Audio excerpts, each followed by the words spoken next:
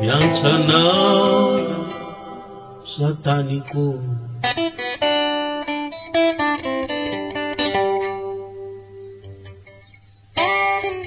eto ampitazanana ny faravody lanitra mena midorehitry eto anivony tevohatra mitomadavana ity tsy ahitana ala intsony izao reko any anatiko any mitraotrao tohora matravatra ny ranomaso jinika ny fanahy mamoto ny fokoka mampangotsika nysoare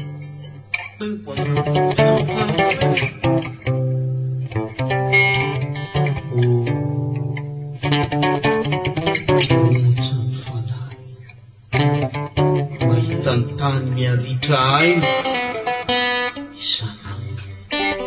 isanandro ritraina vokatry ny setrasetra ny njava manan-tsaina setrasetra ny njava manan-tsaina nanga manahaina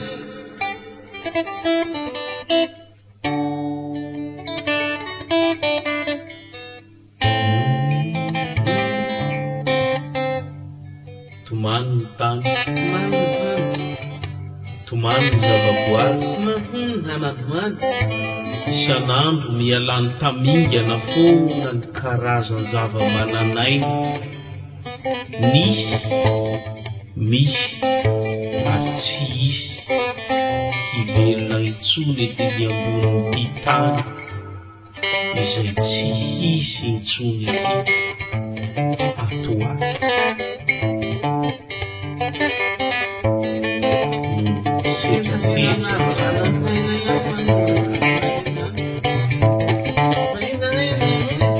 orala akaizy ty fandrofontsika ty e manjora mitsilany angentsika ty e orala ray amandre soko malala sandro tsy fa